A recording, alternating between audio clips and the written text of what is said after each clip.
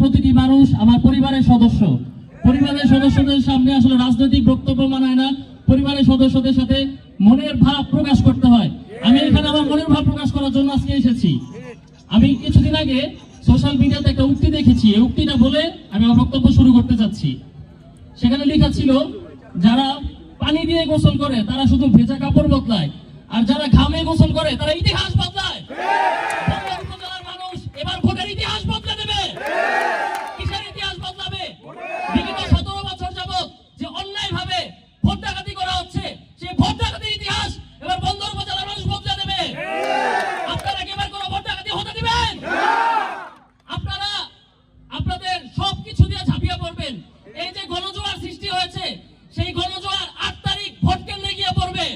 Vote কেন্দ্র ওইদিন কোনো সন্ত্রাসী দখলে থাকবে না, ভোট কেন্দ্র দখলে থাকবে ভোটারদের, বন্দর উপজেলার মানুষদের। বন্দর উপজেলার মানুষ সেদিন প্রমাণ করে দিবে তাদের শক্তি কতটুকু।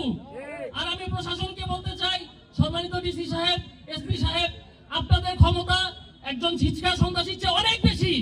আপনারা অনেক শিক্ষিত, আপনাদের সামনে একটা সন্ত্রাস বড় হয়ে যেতে পারে না। আপনারা আপনাদের দায়িত্ব ইমানের সাথে পালন করবেন। বন্দর উপজেলার মানুষের ভোটের যে অধিকার তা বাস্তবায়ন করার জন্য আল্লাহর ওয়াস্তে প্রশাসনকে এবং সাংবাদিক ভাইদেরকে অনুরোধ করব, আপনারা আপনাদের দায়িত্ব ইমানের সাথে পালন করবেন, ইনশাআল্লাহ সত্যের জয় হবে। আর আরেকটি কথা বলতে চাই, আমার বাবা সবসময় দুর্নীতির বিপক্ষে ছিলেন, তিনি কখনো কালো টাকার পাহাড় করেন নাই, কিন্তু তার একটা সম্পদ আছে যেটা বন্দর উপজেলায় কারো নাই, সেটা হচ্ছে এই বিশাল কর্মী বাহিনী। আপনারা জানেন হীরকখণ্ড কিভাবে সৃষ্টি হয়? কয়লা যখন পুড়তে পুড়তে পুড়তে পুড়তে 1000 বছর ধরে পুড়ে তখন হীরকখণ্ডে পরিণত হয়। ঠিক সেইভাবে এই 17 বছর ধরে অত্যাচার সহ্য করতে করতে করতে করতে আমার প্রতিটি বাহিনী হীরকখণ্ডে পরিণত হয়েছে। এই হীরকখণ্ড বন্দর উপজেলায় আর কারো নাই। এই হীরকখণ্ডের শক্তি দিয়ে, আমার নেতা কর্মীদের শক্তি দিয়ে আমরা ইনশাআল্লাহ 8 তারিখ আমাদের জয় ছিনিয়ে আনবো। বন্দর উপজেলায় কোনো মার্কা আছে? বন্দর উপজেলায় কোনো মার্কা আছে? সেনাবাসীর কোনো মার্কা আছে?